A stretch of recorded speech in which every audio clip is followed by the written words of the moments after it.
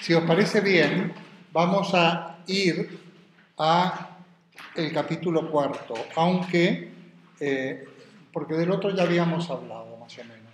Eso no quiere decir que no volvamos al anterior, punto por punto, ¿no? Yo tengo pensado, hoy hacemos esto, la próxima clase hacemos Nietzsche, la siguiente podemos ver Ortega y la otra volver al capítulo 3 y hacer lo mismo que hoy. Si hoy nos da tiempo también vamos al 3 y si hoy nos da tiempo avanzamos hacia Nietzsche, eso ya dependiendo un poco de cómo y vuestras intervenciones. Podéis intervenir, además viene bien que intervengáis porque supongo que como estáis ya más cerca del examen, pues por lo menos os expresáis, ¿no? Bueno, entonces el punto este de la filosofía en la obra... ¿Tú necesitas el libro? La verdad que... Bueno, vale, perfecto. Entonces, el capítulo 4, la filosofía en la obra presente, como tal, así lo van a poner. Pueden poner sentido actual de la filosofía, crítica a la concepción academicista de la misma. Bueno, yo creo que alguna vez he visto que esta pregunta, de todas maneras vosotros podéis consultar las preguntas históricamente, de 2 o 3 décadas y veis más o menos las que se repiten. Sí, yo, por ejemplo, en esta pregunta he visto que los exámenes que estaban colgados en el 2013 y en 2012 han preguntado sentido actual de la filosofía. Bueno, es una pregunta muy interesante para responder, yo creo, porque permite, bueno, dar diversos desarrollos y ¿qué os parece? ¿Cuál sería el sentido actual de la filosofía? Vamos a construir un poco el tema, aparte de lo que ya pueda sugerir el autor, ¿no? Pero ¿cuál es el sentido actual de la filosofía?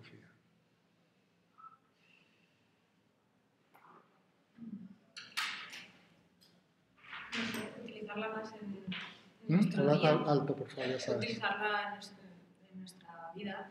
¿Es qué? Utilizarla en nuestra vida cotidiana. Bien, pero eso, para que eso ocurra, de alguna manera, bien, el sentido es, de alguna manera, el decir, bueno, para poder realmente aplicarla a una filosofía de la vida o algo así, dices tú, ¿no?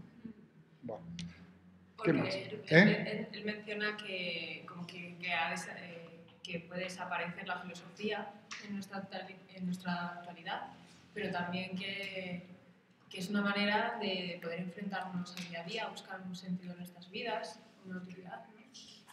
Sí. Sí, lo que pasa es que ¿tiene acceso la gente a la filosofía? No. No tiene demasiado acceso. ¿Lo ha tenido alguna vez? Entonces otra pregunta.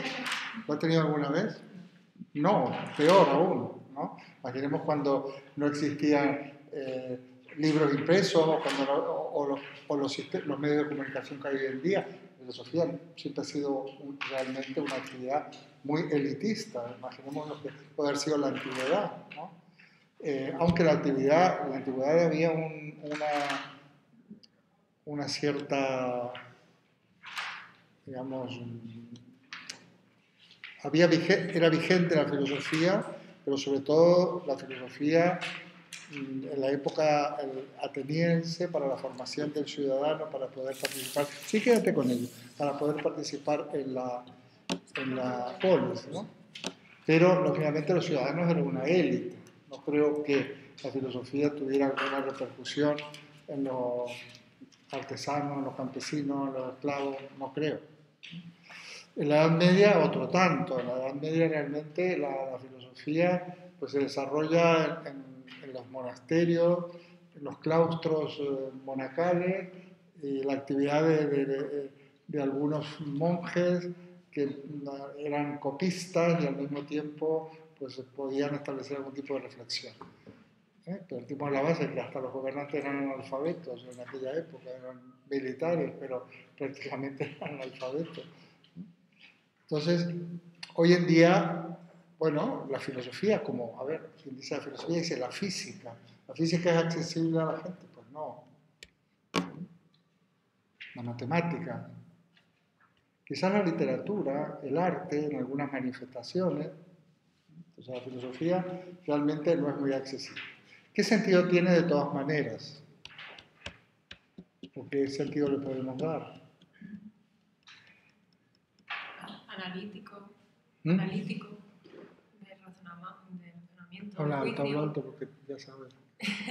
de analítico, razonamiento, de juicio, resolver los problemas, la política. ¿Cómo dices, Laura? Resolver los problemas actuales de la sociedad, adaptando la filosofía a nuestros tiempos para solucionar los problemas que acontecen ahora.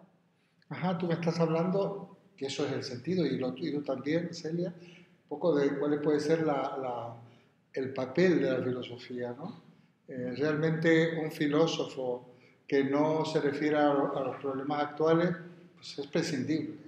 Entendido por filósofo, ya no ese filósofo que somos todos, sino los filósofos más o menos acreditados, que habría mucho que decir aquí, ¿no? Porque dentro de los filósofos acreditados estaría pues, la gente que estudia filosofía, que tiene un título, profesores de filosofía y profesores de filosofía que normalmente que tienen una cierta repercusión mediática. Más o menos, estos serían los filósofos acreditados, el estudiante de filosofía, por supuesto, pero la filosofía es algo vivo siempre y cuando se refiera a o salga al frente en los problemas de nuestra época. ¿Sí? ¿Cuáles son los problemas de nuestra época? O sea, una tarea de la filosofía y por lo tanto de nosotros, de los ciudadanos que estudiamos filosofía, es, entre otras cosas, adquirir la capacidad de detectar los problemas de nuestra época, ¿no?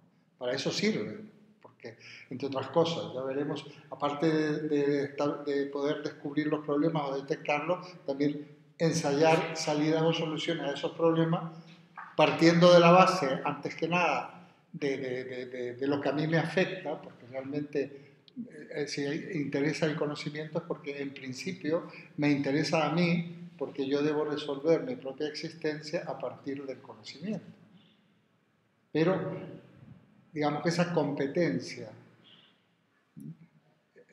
intelectual o racional de poder distinguir, discernir acerca de cuáles son los problemas de nuestra época, entre otras cosas, entre otras disciplinas, lo da la filosofía. Entre otras, también lo da la historia, la literatura, en fin, otras disciplinas. Pero la filosofía tiene como un poco ese cometido, ¿no? Se supone que la filosofía, que el ciudadano que se forma en filosofía, que es aquellos que estudian, bueno, hoy en día hay filosofía en la enseñanza obligatoria, aunque sea bajo la forma de ética, que es filosofía. Otra cosa es cómo se dé, ¿no?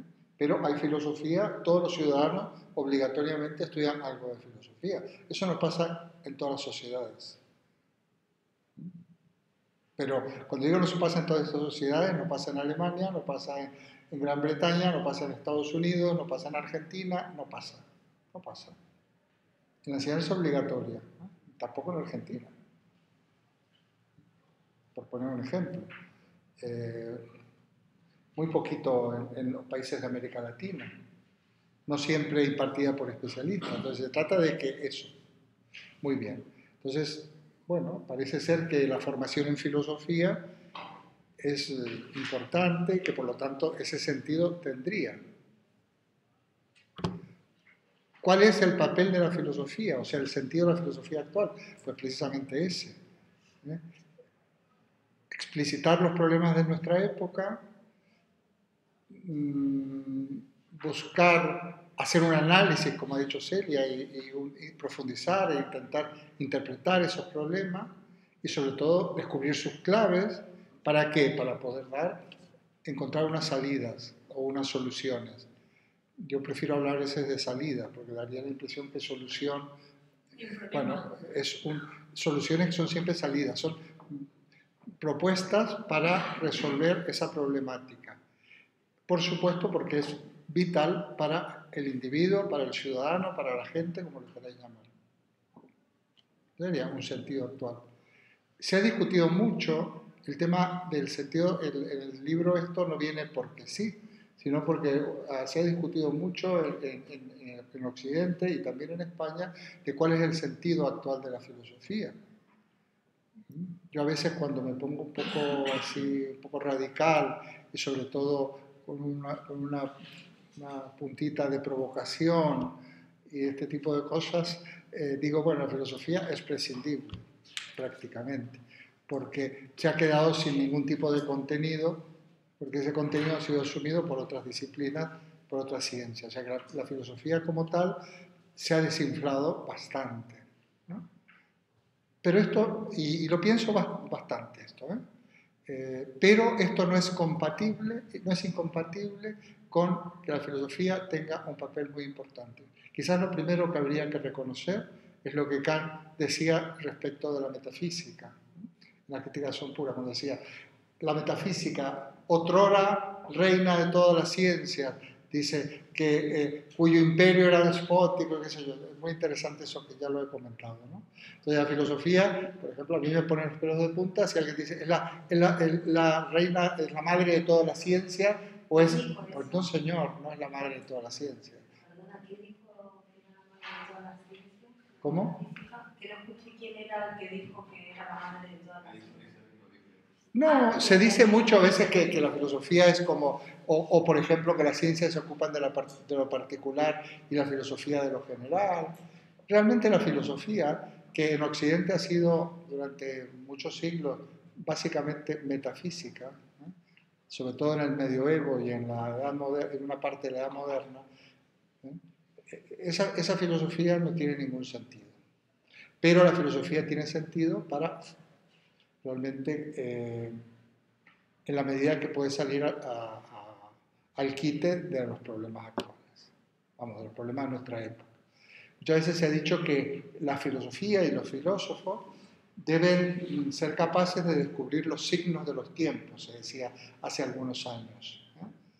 El filósofo que no hay que ser realmente un filósofo destacado. Cualquier persona que se proponga reflexionar filosóficamente va a intentar descubrir cuáles son los signos de los tiempos. Y vamos a descubrir esos signos de los tiempos porque realmente nos interesa, ¿no? Muy importante. Pero tenemos que orientar nuestra vida, tenemos que organizarnos y de alguna manera hay que tener una visión de qué es lo importante y más o menos hacia dónde vamos. Cuando digo hacia dónde vamos es socialmente, políticamente, económicamente, ¿no? Culturalmente. ¿De acuerdo?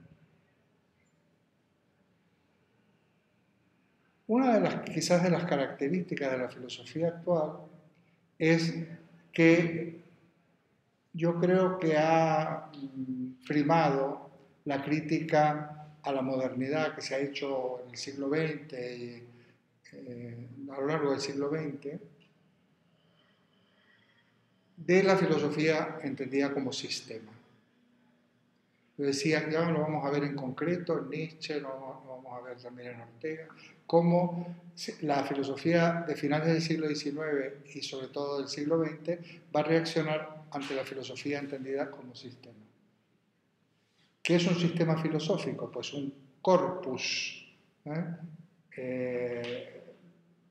construcción, un corpus intelectual que pretende dar una explicación a los tres grandes ejes sobre los que se ha centrado la reflexión filosófica a lo largo del siglo: la naturaleza, el hombre y Dios, o el ser.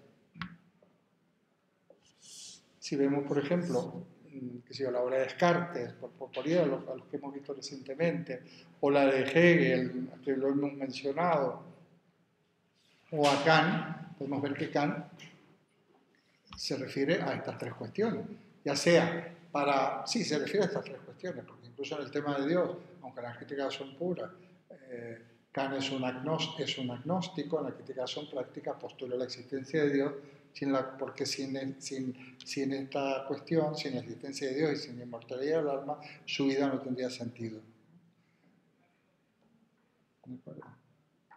Entonces, eso se ha terminado, a mi modo de ver. Eso se ha terminado. Por eso cuando la gente dice, yo todavía me asombra, bueno, hoy no hay filósofos, porque ya no hay filósofos como los de antes, ya nadie, a ver, no hay ningún filósofo que valga la pena, ya nadie crea un sistema filosófico. ¿Qué significa eso? ¿Cómo vas a crear un sistema filosófico? Si hoy en día, precisamente, la noción de filosofía, la noción de sistema, sobre todo la concepción de la verdad, sabemos que la verdad es algo dinámico, que cambia, que tiene que ver con las circunstancias. ¿Cómo vas a crear un sistema filosófico? Menos mal, digo yo, cuando alguien dice que no hay filósofos que creen sistemas filosóficos. Porque por otra parte, ningún filósofo crea un sistema filosófico. Nunca. En la historia me refiero. Ellos construían, podríamos decir de alguna manera, una explicación sistemática de los distintos problemas a los cuales se refería tradicionalmente la filosofía, con un determinado método y con un determinado lenguaje y con unas determinadas características. Pero no es porque se inventaran un sistema.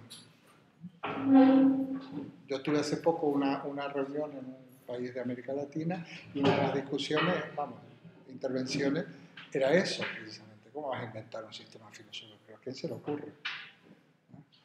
Eso sí que no tiene ninguna cabida. Entonces, esta es una de las características.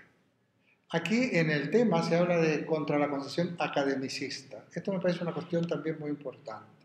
¿Por qué? Yo distingo, digamos, lo academicista de lo académico. Lo académico viene de academia es la universidad. Entonces, la filosofía se desarrolla en la universidad, me parece bien. Digamos que es un lugar, no el único, pero el lugar adecuado, porque hay por decir así, unos estándares de calidad en la reflexión y sobre todo en la publicación y en la comunicación de las cuestiones filosóficas. Realmente en la universidad pues, se hacen tesis doctorales, en la universidad se investiga sobre temas, hay congresos, hay presentación de ponencias, hay discusión, hay publicación de esas ponencias en determinadas revistas, unas más con más fama que otras, etc. Esta es la academia y no me parece mal. El academicismo sería que esta filosofía quedara encerrada en la academia, o sea, quedara encerrada en la universidad, que no saliera de ahí. Y también, para mí, una de las características del academicismo, aparte del enclaustrarse en la academia, en la universidad, es precisamente el que no se refiera a nada relevante. Si uno hace una lista, ve las tesis doctorales que se presentan anualmente, que se puede hacer, además se puede también llevar al registro de tesis doctorales, veréis que hay una cantidad de tesis que pueden ser muy interesantes, pero que son bastante inútiles. Y hay gente que además que ha medrado toda su vida con una tesis determinada que hizo en un determinado momento de su vida y la ha ido repitiendo y dándole vueltas y haciendo refritos y ha vivido eso, pero no se puede decir que esa persona haya salido al frente de la problemática de su época. Se podrá decir que la persona descubrió o por lo menos elucubró acerca de la influencia que recibió tal filósofo en tal momento de su vida de no sé qué cosa. Pero no, realmente ese sería un poco el academicismo. Una de las características también, siempre caricaturizando, porque estas cosas puras no existen, una de las características del academicismo es también el lenguaje, digamos, abstruso, quiero decir, farragoso, ininteligible. Digamos que para poder entender esto tienes que tener un traductor, ¿no? Y se dan unos abusos increíbles en este sentido. Porque si uno, por ejemplo, leyera a Kant, que es una cosa seria, leer a Kant, pero os daríais cuenta, o veríais, que Kant, cada término que usa, lo define. Se entiendo por esto tal cosa. Sin embargo, hay algunas digamos, expresiones de la escritura filosófica absolutamente incomprensibles. Y no os quepa la menor duda que si vosotros leéis algo de filosofía actual, me refiero, y no entendéis, es que no merece la pena. No os preocupéis. No sé que tengáis la obligación de leerlo porque, por lo que sea, para superar una prueba. Si no entendemos algo de filosofía clásica o consagrada, es muy probable que sea un problema de traducción. Sobre todo si el filósofo no es de nuestra lengua, será un problema de traducción. Porque estos han sido representantes auténticos de una época. Pero si leemos a un filósofo actual y no entendemos nada, es que no hay nada que entender y no merece la pena. Sí, claro. O sea, la filosofía tiene que hablar el lenguaje que entienda la gente, ¿no? O sea, sobre todo al principio, y luego poco a poco se puede ir perfilando y se puede ir siendo más estrictos. Pero, por ejemplo, la filosofía que se da aquí, que yo pretendo dar, es una filosofía que yo pretendo que se me entienda. Porque si yo estoy utilizando un lenguaje para que poder entender tengo que explicar cada término, entonces pues no tiene ningún sentido.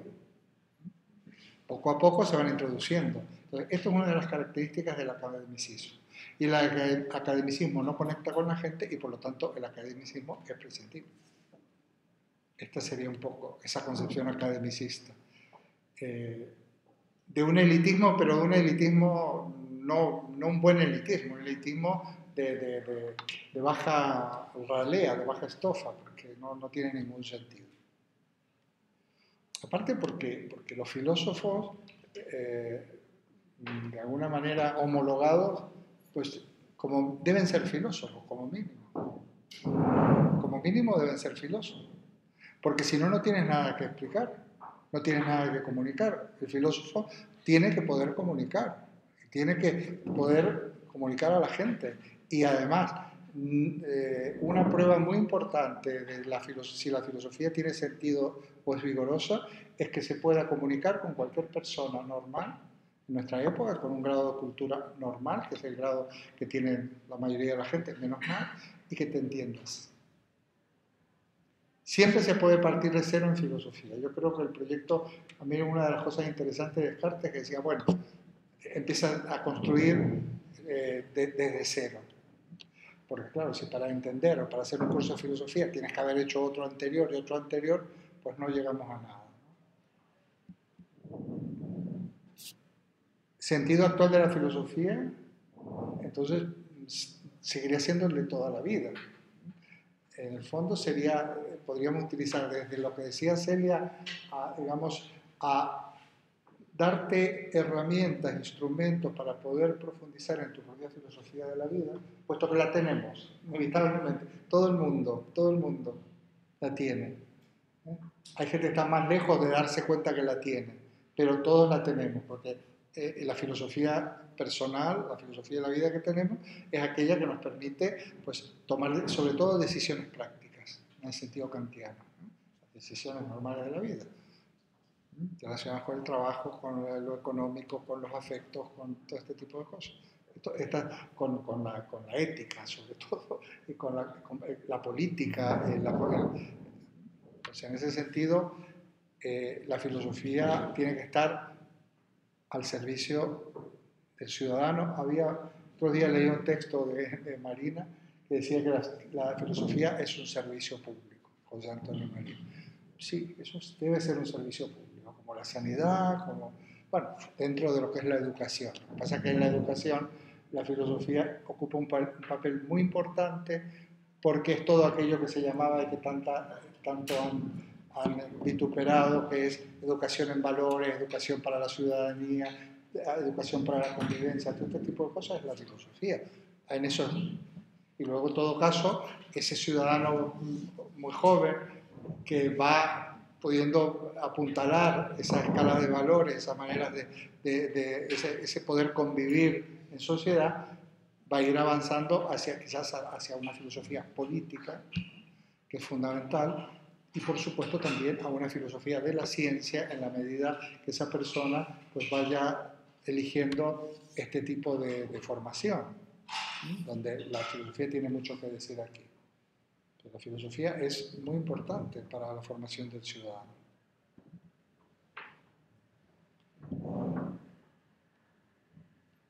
Hay hoy en día, sin embargo, a pesar de que decíamos que la filosofía, bueno, parece que no llega a todo el mundo, pues llega bastante. Llega bastante porque, bueno, por los medios de comunicación,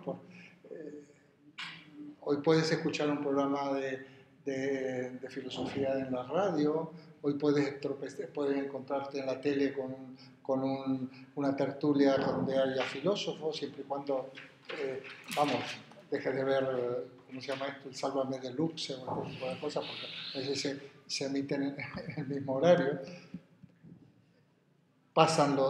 Hoy en día pues, puede haber una tertulia filosófica en un bar, como ha estado alguno de vosotros. Realmente yo no sé a los que di de alta en el grupo ese que se llama Comunidad Filosófica.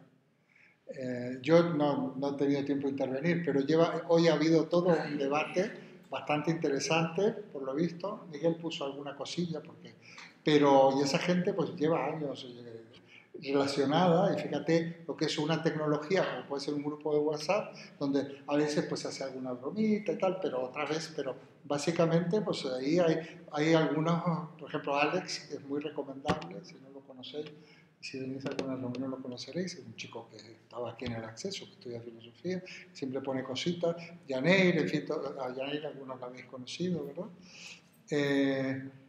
Bueno, fijaos hasta dónde puede haber un debate filosófico.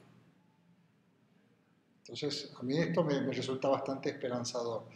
Y los que nos dedicamos a la enseñanza de la filosofía, bueno, lo poquito que podemos hacer, por supuesto que no nos interesa ni ser famosos, ni construir sistemas, ni nada. Entonces, simplemente ser vehículos de difusión. ¿Por qué? Porque la necesitamos, tanto desde el punto de vista individual como desde el punto de vista social y político.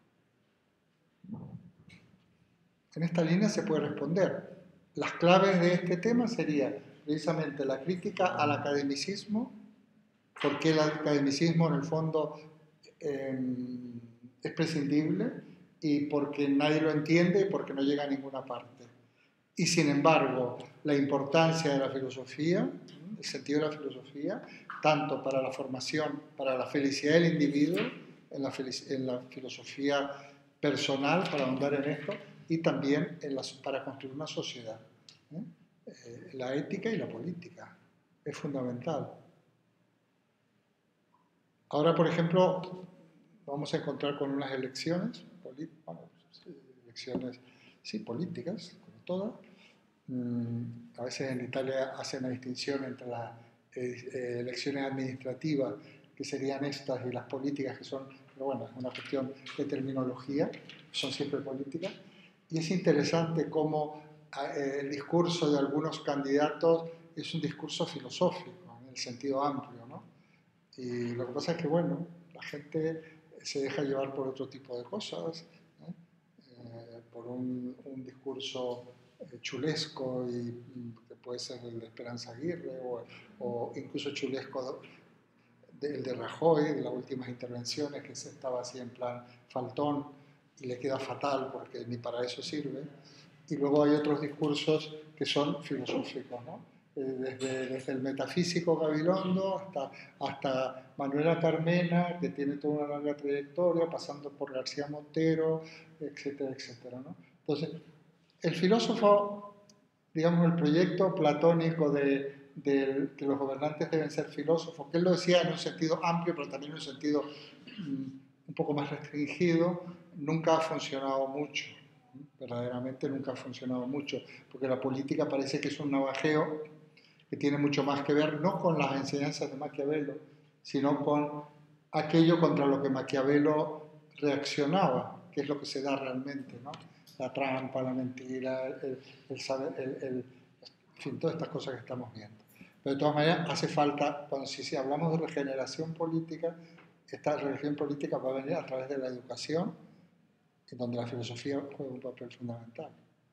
¿Por qué? Porque si realmente un ciudadanos educados van a poder distinguir se van a informar primero antes de votar. O sea, no es lo mismo votar un partido como si fueras de un equipo de fútbol. Gente que no se borra nunca de un equipo de fútbol. Yo hasta de los equipos de fútbol me borro y me hago de otros. Pero hay gente que, pues, yo soy Atlético de Madrid porque eran mis tatarabuelos, mi abuelo, mi bisabuelo. Yo soy el Real Madrid. Sí, pero... Y del mismo modo son del Partido Popular o del PSOE. Gente que jamás dejará de votar a eso. Entonces, claro, las propuestas nuevas a la gente le causan inseguridad. Y es increíble cómo es muy importante que la gente tenga una formación filosófica. Porque si tú tienes una formación filosófica, quien dice filosófica dice cultural, histórica, social, política, sabe que la técnica de repetir mentiras es una técnica de Goebbels que se produjo en la época del nazismo. Entonces tú repites Venezuela, Venezuela, Venezuela, Venezuela, que por otra parte ya quisiéramos en algunas cosas ser Venezuela, además, que ni siquiera es demasiado, no pasa nada, pero a la gente le dices eso y se aterrorizan, ¿no? O repetir hasta la saciedad de que este partido lucha contra la corrupción y eso mismo enmascara la propia corrupción que ellos, bueno, una cosa escandalosa. Entonces, la gente que tiene una mínima formación es capaz de distinguir que esta cuestión, que ya la conocemos tanto, de que una mentira muchas veces repetida se termina transformando en una verdad, ¿no? Y por eso siguen machacando. Si habéis visto alguna vez el intermedio, veréis cómo Wyoming va sacando los distintos, cómo sale una consigna que les dan en unos papelitos, para que todos digan lo mismo continuamente y repitan machaconamente lo mismo. Ahora vamos a ver qué ocurre. Es muy interesante lo del 24 de mayo, porque... no lo vamos a poder celebrar. Claro, estamos en exámenes. No, y yo además pero podremos, pero yo prometo hacer una convocatoria. Yo lo que pasa es que el 25 precisamente tengo un viaje de 10 días que tengo imprescindible, impostergable. Me voy el 25, pero vuelvo. Yo haré convocatorias de cosas. Lo cómodo para mí, si os parece, los que queráis, os doy de alta en ese grupo grande de comunidad filosófica, donde no borro a nadie, hay gente que pues, está ahí, bueno, no importa. Pero porque ahí hago las convocatorias. Pues si me toca hacer a esta, el grupito este de filosofía, al otro, a lo mejor dejo este por ahora y también. Entonces en el verano, pues bueno, yo suelo invitar incluso a mi casa. Es verdad que es verano, ¿no? Entonces la gente está de vacaciones. Pero como yo he cambiado, antes me iba, en el verano me iba al otro continente, entonces me iba al frío y demás. Entonces ahora me voy al principio o al final, me quedo en el verano en la sierra, pues está muy bien. Entonces yo suelo hacer algo en mi casa, entonces yo os invito y eso tenéis que confirmar. Y luego pues no, de verdad, porque es que si no es un lío, pero bueno, pues hacerlo como queráis, confirmar. Entonces eso, aparte de que podamos quedar a lo mejor en junio por aquí, aunque en junio, la segunda quincena de junio yo no voy a estar tampoco, precisamente porque viajo segunda de junio y última de septiembre, ahora voy a cambiar para poder estar en los meses centrales, pero de antemano os digo que seguro que en agosto voy a hacer una convocatoria, yo sé que no es lo mejor, pero hay gente que está, ¿no? Y a veces hago dos, ahora hago una en la primera quincena de julio y otra en agosto en la segunda. Y no tengáis ningún problema, ni ningún resquemor, ni timidez, se viene a mi casa y ahí estamos, da lo mismo que vayan 10 que 20. Nos arreglamos. Esto lo hacemos. Y vais a conocer, porque hay gente, vamos, ya conocéis a Rocío, que suele estar en todo, es siempre firme, pero hay otra gente también. Tú has conocido, ¿verdad? Yaneire, ¿a qué más has conocido? Francisco, pues. Bueno, eso ya, claro, Francisco, lo que pasa es que ese ya no viene, porque ese está por ahí, no sé por dónde en el verano. Viene más gente más bien de aquí. ¿De aquí has conocido A la chica esta peruana, no me acuerdo su nombre. a quién? ¿Cómo se llama la chica peruana? ¿Peruana? Ah, sí, Carla, boliviana. Ya Neire conociste. Arantxa esa también viene, esa viene del curso, bueno. Pero bueno, que es una manera, yo no me he planteado hacer tertulias ni nada, entre otras cosas, porque vivo lejos. Hacemos unas reuniones, que además son muy espartanas, porque son por la mañana. Entonces, los de la tarde parece que es más resultón hacerlos por la tarde, pero el problema es que también me viene gente de afuera y les viene mejor por la mañana. Hemos tenido esa costumbre. Y luego, sin embargo, lo que hacemos en mi casa lo hacemos tarde-noche y el que quiere quedar hasta las 3 de la mañana se queda. O sea que hay para todos los gustos. Hasta que nos sigamos viendo, porque yo ya digo, tengo una tendencia a retirarme, porque me apetece retirarme, no por nada, sino porque estoy muy a gusto retirado.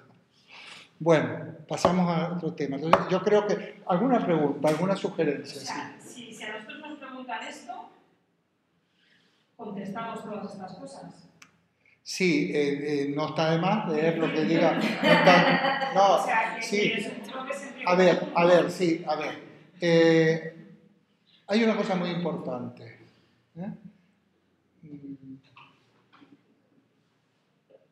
Yo a veces invitaba a Moisés. Ahora ha cambiado la cosa porque también Moisés está un poco retirado y demás. Y Moisés siempre decía una cosa, lo diría yo también, ¿no? Mira, es fundamental en un examen de filosofía, que es una redacción, al no ser una prueba objetiva tipo test, es escribir bien. Escribir bien y decir lo que quieres decir. Que se entienda. O sea, escribir bien es todo. Escribir bien, o sea, escribir bien es redactar bien, que haya una hilación, una coherencia entre lo que dices. Por supuesto, la ortografía, ese tipo de cosas, estéticamente queda fatal si no, ¿no?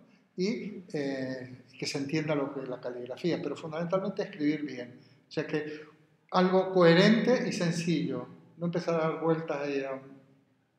Entonces, si uno parte, yo haría a la hora de preparar este tema, yo pondría, ¿de qué hablaría? 3, 4 cosas. El mismo título te lo está dando, contra el academicismo, la importancia de la filosofía en la hora actual, tanto desde el punto de vista del individuo como desde el punto de vista de la sociedad, la ética, la política. Y además, como hay un desarrollo que es correcto en el libro, bueno, puede dar una idea, agregar 1 o 2 cositas si no la hemos mencionado, porque, bueno, es lo que de alguna manera pues, va a tener relación con lo que escriban otros y demás. Pero si una cosa está bien escrita, se puede ser personal, no se está esperando de vosotros que digáis algo predeterminado, sino que lo que digáis sea pertinente. Hombre, si me ponéis a hablar, quién sabe, pero si hablar estas cosas es un poco sentido común, claro. Una pregunta así invita a hablar de algo personal, ¿no? Es que es sentido común, es que si la filosofía, realmente en la medida que vosotros sois personas, y además habéis tenido buen resultado, personas correctas, con una formación, con una manera discreta de pensar y de expresaros, y con sentido común, es normal que podáis escribir del mismo modo. No.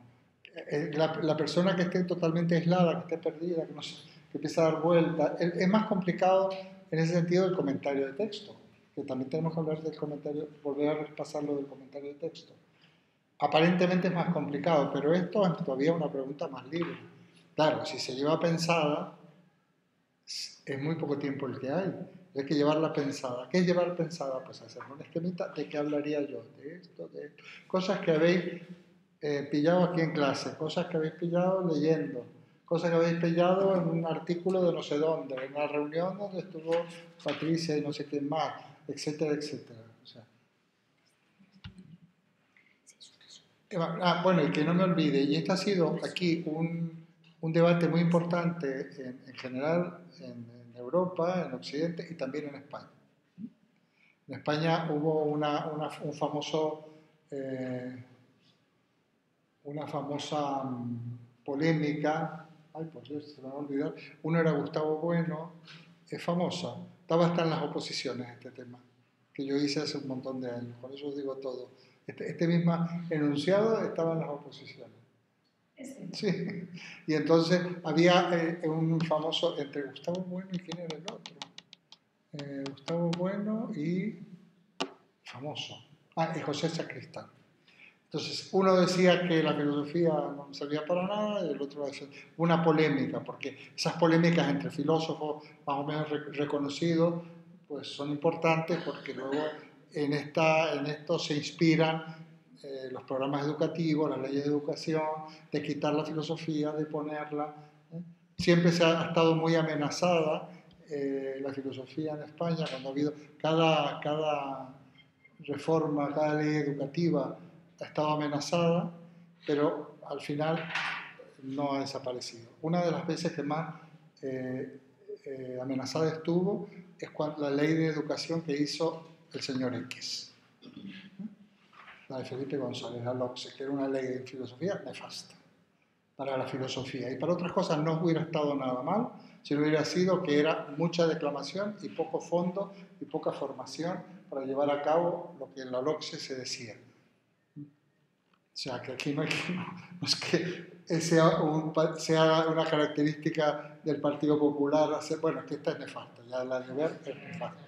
Entonces, sin embargo, cuando vino el gobierno de Aznar, que vino Pilar del Castillo como ministra de Educación, corrigió cosas de la LOCSE en la filosofía estupendas, por poner un ejemplo. Siempre ha estado amenazada, pero siempre sale adelante. Y aquí en la UNED está muy reducida. Está muy reducida. Por ejemplo, en el curso de acceso, todo esto se puede contar. En el curso de acceso, por ejemplo, antes tenía... era una común la filosofía. Era una común. Esta asignatura era común, como la lengua y como las matemáticas. Y luego había una optativa, que era la introducción a la filosofía, que además coincidían en el programa prácticamente, con lo cual así estuvo años. Yo le decía a los alumnos, vaya a estudiar lo que vayas a hacer tú, coge filosofía, porque ya tienes una asignatura menos. Era un poquito más larga la introducción a la filosofía, agregaba algunos autores, pero era la misma, se usaba el mismo libro, todo. La corregía la misma persona. Pero de ser común a como es ahora, que es muy minoritario. Ni siquiera es obligatoria para muchas, es optativa en una determinada rama, ¿no? Bueno, ¿qué tema que viene ahora? Las ciencias y la tecnología. ¿Cómo? Las ciencias y la tecnología. Bueno, a ver, esa a veces la ponen también. Esta es más peliaguda. Déjame verlo. Esta es un poco más peliaguda.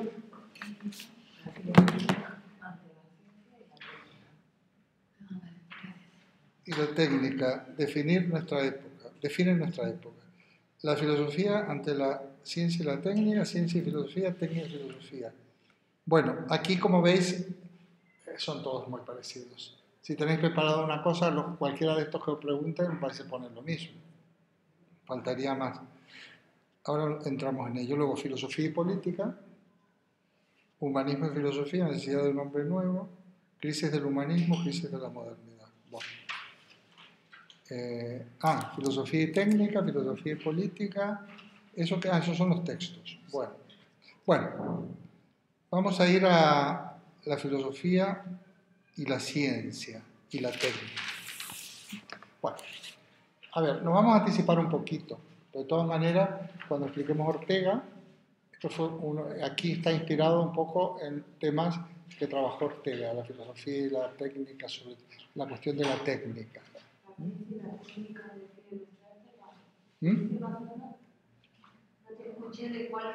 No, vamos a hablar de ciencia, filosofía, ciencia, técnica y filosofía.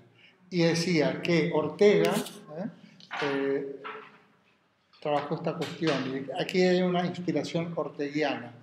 ¿Por qué? Porque los profesores de filosofía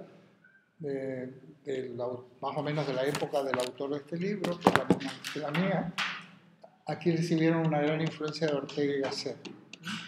Han reivindicado siempre una afiliación a Ortega, la mayoría de los que se querían ser un poco pues, abiertos y liberales, estas cosas. No es mi caso porque yo no fui formado aquí, básicamente. Y uno de los temas que trabajaba Ortega era la ciencia y la técnica. De hecho, Carlos París, que me habéis escuchado, que yo he nombrado varias veces, ya pues si viviera tendría más de 90 años, pues también es uno de los pioneros en esta reflexión, siguiendo de alguna manera la reflexión de Ortega.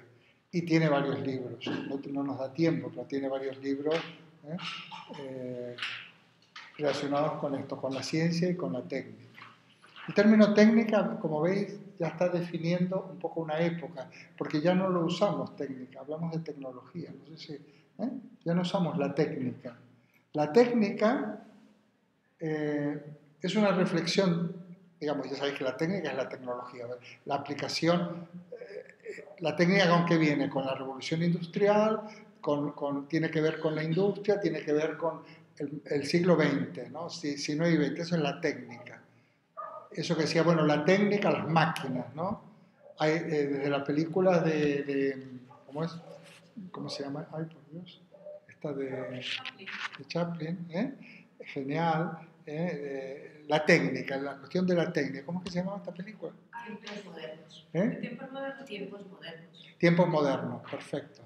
Tiempos modernos. Bueno, esa película plantea el problema de la técnica, tal como se ha planteado en el siglo XX, desde el principio del siglo XX y durante todo el siglo XX. Esa técnica que puede deshumanizar, esa técnica que nos resuelve problemas pero que al mismo tiempo es una amenaza, esa técnica que podría haber sido una liberación para el hombre, porque el ser humano, al liberarse del trabajo manual, porque la técnica es una producción en serie que le diera más tiempo libre y más posibilidades, ha sido todo lo contrario. Se lo ha esclavizado, ha generado un tipo de proletariado con unas características tremendas. Si a eso unimos el tema de la contaminación, que fue un poco posterior, o el tema del armamentismo, que lo trata Carlos Parín a unos 30 años, tiene un libro genial, que es Crisis de la civilización nuclear. Entonces explicaba cómo esa técnica, entre otras cosas, ha dado lugar a una industria armamentista que todas las armas que había en esa época y que sigue habiendo son indestructibles, ¿no? y que son una amenaza espantosa porque no sabemos qué hacer con ellas. Y además hay cosas que no se pueden. Tú puedes destruir un fusil, pero que no puedes destruir todas aquellas cuestiones relacionadas con la energía nuclear y aplicadas sobre todo a los armamentos, ¿no? Entonces, la técnica como amenaza, la técnica como reto y la técnica como amenaza. Esto seguramente lo vais a encontrar en el libro. Son temas que lo introduce en España Ortega y Gasset, repito. Porque España además era un país respecto a los demás bastante atrasado. De todas maneras, él ha estudiado en Alemania y viene con esta cuestión, el problema de la técnica. Hoy en día no se habla de la técnica. Hoy se habla de la tecnología o se habla de las TIC, las tecnologías que ya no son las nuevas tecnologías, pero hace 20 o 30 años eran las nuevas tecnologías. Ahora son las TIC, las tecnologías de la información y la comunicación, que sería otra vuelta de rosca de la cuestión de la técnica, ¿no? Bueno, pues la técnica, la ciencia y la filosofía. Esto es un poco explicar, empezado por la técnica, pero la ciencia de la época actual es a partir del siglo XIX y el XX, es una ciencia que de alguna manera va a dar respuestas a los problemas que planteaba la filosofía. Entonces, la filosofía, algunas cuestiones no se deben ocupar. Por ejemplo, no tendría sentido hoy en día una filosofía de la naturaleza, o cosmología, o este tipo de disciplinas que realmente no, ¿para qué si hay una física, ¿no? Entonces, la filosofía en el siglo XX y en este tipo de temas, con este grupo de temas, se convierte en filosofía de la ciencia. ¿Qué es la filosofía de la ciencia? Pues precisamente la reflexión filosófica acerca de la verdad científica. Como parece el plantearse la cuestión de la verdad es una cuestión filosófica, no de ninguna otra ciencia. Entonces, ¿qué quiere decir lo de la verdad? La verdad ya no se puede plantear como se planteaba en la época clásica como una verdad metafísica. Verdad es simplemente un enunciado verdadero, o sea, la verdad está relacionada con el lenguaje, ¿no? Y con el método. O sea, primero, la verdad, ¿cómo se adquieren las verdades? O sea, cómo se descubren las verdades o cómo se adquieren y cómo se las expresa. Este es el problema de la verdad científica. ¿Qué queremos decir con esto? Que las verdades científicas se expresan en lo que conocemos como enunciados científicos, que normalmente incluso se pueden expresar matemáticamente, son formas matemáticas. Eso es una verdad científica. Enunciados verdaderos, ¿según qué? Según un método que se ha utilizado para llegar a ellas. ¿Qué es el método? El método científico. ¿Cuál es el método científico que se conoce como método científico? Aquel famoso método que se ha ido perfilando a lo largo de los siglos, a lo largo de la modernidad, en Newton y posterior, que es observación, experimentación, demostración, ¿cómo es? Hipótesis, etc. O sea, perdón, observación. Eduardo, y cuando a ver si sé expresar el concepto. Ahora está muy de moda, ¿no? O lo que es el tema de la física cuántica, ¿no? que introduce, pues, en vez de soluciones, nuevas preguntas. Que en realidad, entiendo yo desde, bueno, o pienso, ¿no? que con relación a la ciencia, que hasta ahora ha sido como algo en el que el ser humano se utilizaba para demostrar una serie de cosas, una realidad, ahora todo se desbarajusta y llega la física cuántica y ya nada tiene sentido. No sé. No, pero esto ya viene desde Newton, ¿eh? O sea, aquí en lo que nosotros podemos llegar a entender en este curso y en lo que vosotros podéis entender para poder escribir es algo tan sencillo como lo siguiente. Tan sencillo como esto. Luego vendrán todas las otras cuestiones. Las verdades científicas son relativas. O sea, pero esto es algo tan sencillo como el abandono de la metafísica. Precisamente la consecuencia de la erradicación de la metafísica es que no existen verdades permanentes, verdades absolutas. La verdad científica es una función de verdad. Es una función, una ecuación. Y siempre que tú enuncies una verdad científica, tienes que enunciar también en función de qué lo estás diciendo, estás expresando, de qué variables. Por ejemplo, si tú dices el agua hierve a 100 grados, tendrás que decir que hierve a 100 grados si es agua pura y está a nivel del mar. Entonces, las verdades científicas varían en función de unos condicionantes, o sea, de unas variables, ¿no? Que hay redundancia. Y las verdades científicas tienen otra... Pero esto ya es de Newton, ¿eh? Esto es Newton el que realiza esa revolución, y Kant también está aquí en esto mismo. Un enunciado científico es verdadero mientras no se demuestre lo contrario. O sea, es verdadero mientras no haya nada que lo contradiga. Pero esta concepción de la verdad científica, que luego podremos hilar más fino en esto, pero esta cuestión básica, que esta es una cuestión filosófica, de filosofía de la ciencia, dota a la ciencia actual de una potencia enorme, porque precisamente ese carácter dinámico y reformulable continuamente de la verdad es lo que permitirá un crecimiento de la ciencia sin que haya ningún tipo de fractura y de obsolescencia, ¿no? Porque claro, si realmente, a ver, si cuando la Iglesia intentaba ir en contra de la ciencia porque consideraba que si nosotros aceptábamos el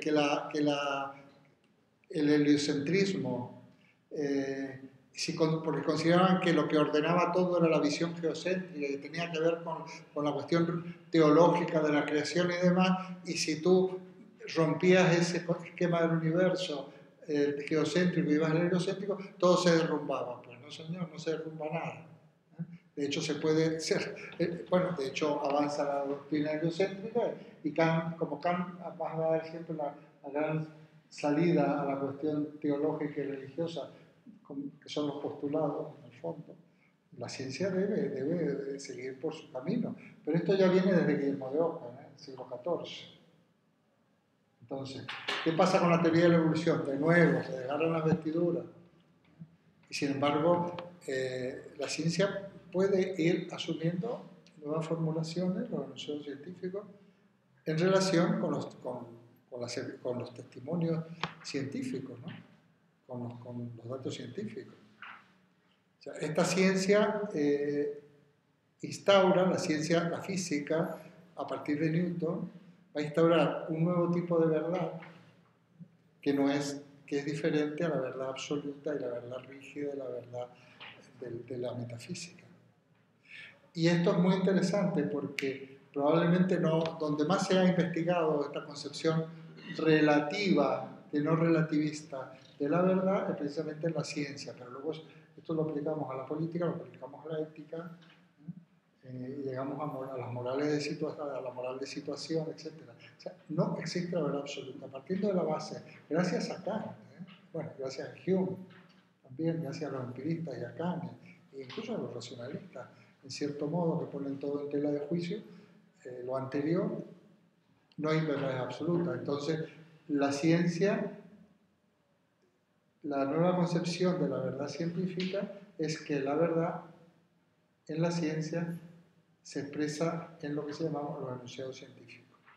Y entonces por eso la filosofía contemporánea se dedicará, por un lado, a analizar el lenguaje de la ciencia para depurarlo, Wittgenstein, ¿no? Por ejemplo, o Bertrand Russell, lo que es la filosofía analítica, que no la vamos a dar, pero que aquí vas a hacer referencia. Filosofía analítica, consideran que la tarea de la filosofía, que son filósofos, es hacer un análisis del lenguaje de la ciencia para eliminar su ambigüedad.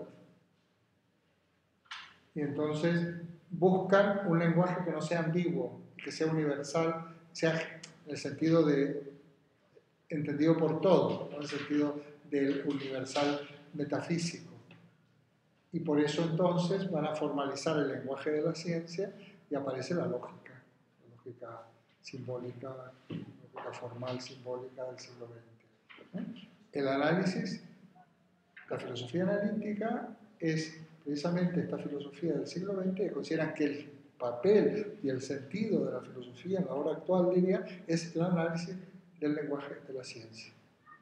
Esto hoy en día se llama filosofía del lenguaje, que más que ser una parte de la filosofía, no es una parte de la filosofía, sino que es una orientación de la filosofía, considera la filosofía del lenguaje actual, contemporánea, considera que la tarea y el sentido de la filosofía es el análisis del lenguaje. ¿De qué lenguaje? Del lenguaje de la ciencia, del lenguaje de la ética, del lenguaje de la política. Es muy importante, análisis del lenguaje. Hay una asignatura, hay un departamento en la UNED, filosofía del lenguaje, bastante más avanzado y con bastante más sentido que otros departamentos de la UNED, dentro de la Facultad de Filosofía. La filosofía del lenguaje. Muy interesante, muy recomendable. No nos va a dar tiempo, pero verdaderamente define nuevas consideraciones de lo que es la verdad, y la verdad semántica, la verdad pragmática. Porque claro, nosotros en los términos podemos fijarnos del contenido semántico, un poco el significado primordial dentro, por ejemplo, del diccionario de la lengua, pero también está la verdad pragmática, que son los usos del lenguaje, no solo aplicados a la política y aplicados a la ética. Muy, muy interesante. Entonces, esa es una de las dedicaciones de la filosofía actual, es precisamente la filosofía de la ciencia. Esto pondría yo en este apartado. También que figure la nueva manera de considerar desde el punto de vista de la ciencia la verdad. La filosofía analítica, la filosofía de la ciencia establecerá condiciones de adecuación, de corrección de los enunciados científicos. Pero como una de sus tareas fundamentales es precisamente la eliminación de la ambigüedad del lenguaje ordinario, pues van a recurrir al lenguaje lógico, que lo entiende un chino, un japonés, un canadiense, un español, lenguaje lógico.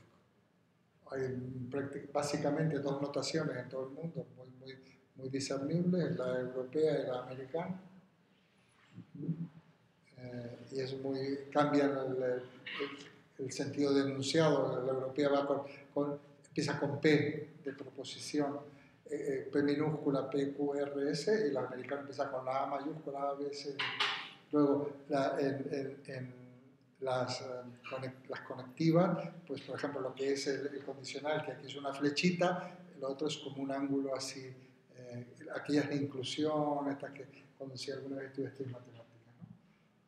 Pero bueno, una vez que conocéis las dos, son perfectamente traducibles y es muy importante, y eso es la lógica que está en la base de los ordenadores, o sea, realmente es muy potente, ¿no? Precisamente cuando el lenguaje abandona el aspecto del contenido, se queda en la pura forma y abandona el carácter metafísico. Es el paso de la lógica aristotélica, que tiene una cierta, aunque no tanto, una cierta componente metafísica, ya a la lógica moderna.